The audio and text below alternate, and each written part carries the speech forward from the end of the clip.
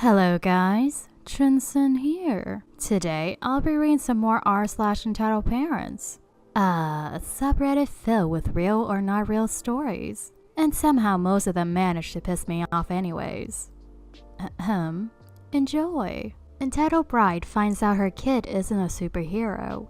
Entitled Kid finds out the hard way that a band stage area at a wedding isn't a playground. So, I'm 35 male, UK, a musician in a wedding band, and as such, you expect the old bridezilla now and again, but this particular occasion managed to be a lovely crossover between Entitled Parent and Entitled Bride. Hold on to your butts. So basically, I don't know what weddings are like in the other parts of the world, but here in the UK, at about 8 p.m, everybody makes their way into the main hall and takes a seat for the bride and the groom to enter afterwards and begin the first dance. I'd had a few email conversations back and forth with the bride before the night, and she seemed perfectly amicable. I spoke to her in person at about 7:30 after we, the band, were all set up and good to go. She seemed a bit stuck up, but normally I just put it down to them being a little nervous, too busy, or in some case too drunk to care. Stuck up how? Well, I introduced myself, extended my hand to hers to shake it, and she basically ignored it and went back to talking to one of her bridesmaids. I waited for a gap in their conversation and said, "Hi, bride. Just to let you know, that's us good to go for the first dance at 8. Looking forward to it." Bride then turns around to me and said, Can you not see I'm busy? Just away and do your job. That's what I've paid you for." Alright, so she's a bitch. That's fine. I've dealt with horrible brides before. Couldn't spy the groom anywhere, so I did exactly what she said and buggered off for a while. So 8 p.m. rolls around, and we're on stage waiting for everyone to pile into the room. About 10 minutes later, we get a thumbs up from the wedding coordinator to announce them into the room. I announced them in, "Ladies and gentlemen, please welcome to the dance floor for their first dance as husband and wife, Mr. and Mrs. blah blah blah." Everyone's clapping. They walked in, but bride looks fuming. She marches right up to me and says, "I want you to announce us as the blah blahs." So I smiled, apologized, and tried not to let it bother me. "Ladies and gentlemen, give them a big round of applause as they take the dance floor, the blah blahs." "Yeah, that's better, fuck's sake," bride says, stomping on the dance floor. So by now, you've got a decent idea of what kind of person I'm dealing with here. Very rude, a control freak. I met brides before who are control freaks, but 99% of the time they're still lovely and doesn't suffer fools apparently. So we get stuck into the first dance. Perfect by Ed Sheeran. So original. There are videographers, photographers, and about 70 or 80 guests there. So you can imagine for most wedding bands. The first dance is the main part of the night that you simply have to get right. It's pretty stressful, but as long as you're confident and know the song, you're golden. That is, unless bride's snot-nosed infant decides it's time to enter your life. This kid appears out of nowhere and starts running around the bride and groom. He's about just above knee height, so I don't know, maybe 3 years old? For some reason, he's carrying some sort of stick with a ball at the end of it. Kind of like a wizard's wand. They're laughing. Everyone thinks it's funny and cute. Haha, great. Then, the kid decided it would be a great idea to abandon them both. And while we're performing the most important song of the evening, he runs up to the drum kit and starts absolutely smashing the cymbals, while my drummer is trying to play the fucking song. Now, cymbals, the most musical equipment, are very expensive and they don't appreciate being hammered by things that aren't drumsticks. This is literally property damage, but what the hell? It's nothing we haven't dealt with before. For some reason, people assume that bands are totally cool with having their equipment played with and damaged despite the fact that it's our primary source of income. Anyway, I'm just singing away, trying to ignore it and assume that someone, anyone will come and collect the kid. An auntie, an uncle, a grandparent? Nope. That would be the logical thing to do, so nope. I'm trying to sing the song. Just at the second chorus, all you can hear is this ting ting ting smash smash smash.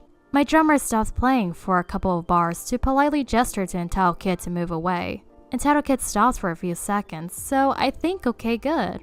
So we're almost at the end of the song, and the kid is running back and forth from my side of the stage area to the other. There are cables all over this area, and the speaker stands which, with enough force, could be knocked over if tripped into.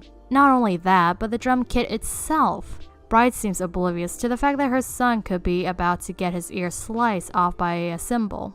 Yes, they're surprisingly sharp edge. You see where I'm going. We finished the song. We made it. Bride doesn't applaud. Groom seems happy enough though. The kid goes away for a while, and I'm amazed that nobody in the room thought it was a good idea to just told him until at least the first dance was over. So we kicked off the night. Halfway through literally the second song of the evening, I have to stop the song halfway through because Entitled Kid keeps throwing a balloon and it keeps either going straight at my face or into my stage area. Pedals, more cables, mic stand, cymbals, not much space. Basically dangerous for a kid. So I just say to the kid, try to keep the balloon away from where we are, please, buddy. And I smiled at him. Entitled Kid looks confused for a second and then takes the balloon and goes away. We keep playing. Boom. 2 minutes later, Bride walks up and stops the next song, demanding to speak with me, holding her Entitled Kid, who is now crying. Bride, did you tell my son he can't play? What? No, I only asked that he tries to stay away from our stage area. As you can see, it's quite dangerous. Bride, he can play where he wants. You made him cry. I'm really sorry. I didn't mean to upset him. I was just saying we don't want him to get hurt. The drum kit can be quite dangerous and he could trip over some... Bride, he's perfectly capable of looking after himself, you know. This is my wedding. You're right. We just don't want him to end up being injured. So will you mind just keeping him away from where we're playing? Bride says nothing, looking like I've just taken a shit on her carpet, and walks away with her kid still crying, holding his balloon. Prick. Alright, so I feel at this point like I've done enough to warn her about the dangers of letting Entitled Kid near all of our equipment. I realize I'm really dragging this out now, so here's the kicker. About 2 hours later, Entitled Kid has still been hovering around the stage annoying me. I've been forced to guide him away from several dangerous positions. Entitled Kid is running around the dance floor. The dance floor isn't really far away from the band, something I hate about that particular venue. The stage area is tiny compared to the dance floor, and the kid is running like crazy. He slips, he puts a hand out, he slices his fucking finger on a cymbal. There's blood on the dance floor, which I didn't notice until my guitar player stopped playing with a horrific expression. The kid's screaming. Bride is nowhere to be seen. I stop the song. I take my bass off and have a look. The kid's index finger is like hanging off. It was minging.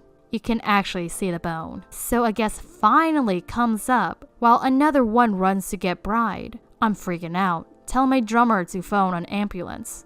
I know it sounds absolutely stupid now, but I was genuinely panicking thinking, oh my god, this kid is gonna fucking die or something. I can laugh about it now, but at the time I was freaking.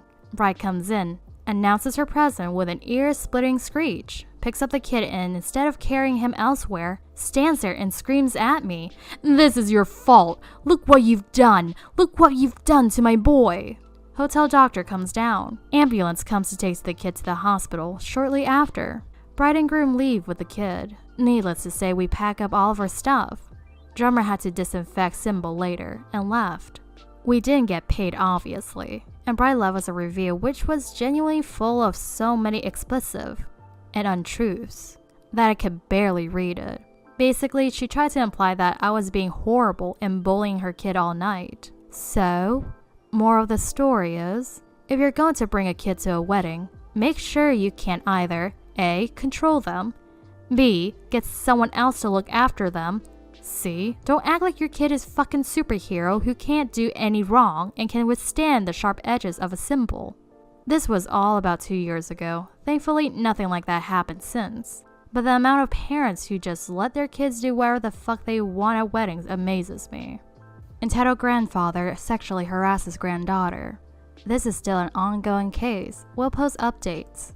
This is some really important information about what has happened, mainly about where it happened.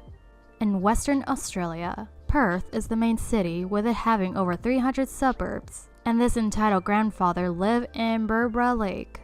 This is not mine, but my mom's brother's, also known as uncle. He lived right next to the entitled grandfather and his amazing wife. My uncle has lived in his house for over 20 years and 4 children. 3 boys and the youngest being a girl, about 4 years old. 3 days ago, entitled grandfather sent his 19-year-old granddaughter a text saying she needs to come over because he feels horny and his wife is out shopping. Also, my family is not in any way related to entitled grandfather. E.g., entitled grandfather, U, uncle, UD, uncle's daughter. H is granddaughter that got sexually harassed. W is entitled grandfather's wife. UW is my uncle's wife. P, police officer. There will be police 1 and police 2. F is the father of the granddaughter and is not the child of entitled grandfather or wife. FW is the father's wife who is the daughter of entitled grandfather and wife. GP is H's older sister. HP is H's older brother. So 3 days ago, entitled grandfather sent H a text saying that he was horny and that she needed to come over right now because his wife is out shopping and he has no one to fuck. GP sees this and H's family is at the beach and GP is drying off. She is mortified. Later that night, her family was going to have dinner with entitled grandfather and wife. Later that night, entitled grandfather tells everyone needs to go pee, so he is excused and leaves with GP soon following. Here's the conversation. Entitled grandfather, what do you want, GP? GP, I know what you did and you're gonna own up. Entitled grandfather, what did I do? Forgot to eat my vegetables? Because if then, sorry. GP, the text he sent to H. Entitled grandfather, GP, and don't you fucking dare touch me or her. Entitled grandfather, I have no idea what you're talking about. What he didn't know was that GP had sent the text to herself and screenshotted it. GP, oh, you do. Shows him the text. So go on, tell me everything. Entitled grandfather walks back to the table without saying another word. When GP gets back home, she calls the police. They drive to entitled grandfather's house. Police 1 and police 2. This is the police. Open the fucking door. Wife opens the door. Well, what's wrong? Police 1. Sorry, ma'am. We just want to speak to your husband. Wife lets them inside. Well, what happened? Entitled grandfather walks into the kitchen and sees the police. Hi there. Police 2. We would like to ask you some questions. Police 1. Wife, will you please make us some coffee? Wife, still wondering what's happened. Of course. The police found out everything, with wife finding out too. Side note, the granddaughter had been sexually harassed since she was 9, and it started when she would stay over for school holidays. And wife would go shopping, and entitled grandfather would say, hold my penis while I pee. With the granddaughter not knowing another better, she did. Once the police found everything out, wife runs screaming into my uncle's house. Here's the conversation. Wife screaming, Uncle, please, please, please help me. Uncle, kids, get in your room now. He knew something bad had happened because the last time wife ran to uncle's house was when her house was being robbed. But that's a story for another time. Wife, entitled grandfather has sexually assaulted H and the police are here. Uncle, trying to stay calm since entitled grandfather was like a second father to him. So that's why the police are here. Wife tells everything to uncle and uncle's wife. Uncle's wife, it already started on uncle's daughter. Entitled grandfather would come here when you were at work, uncle, and give uncle daughter her special chocolate without giving the other children other chocolate. Uncle calls uncle daughter. Did entitled grandfather touch you in any way? Uncle's daughter, never. Uncle, go back to your room. A day later, father calls uncle. Father, I want to kill entitled grandfather. Uncle, he was like a second father to me. Father, he only did to H. Never FW, thank God. And GP and HP got out of it. Uncle, that's horrible. Will H press charges? Father, of course. At that, it's so far. Entitled grandfather was taken to jail awaiting sentencing, and wife wants to sell the house and divorce him. Kinda sad how much predators there are in our world. Anyways, that will be all from me for today. Be sure to like and subscribe if you haven't. I'll be back tomorrow with more Reddit reads. Have a nice rest of the day.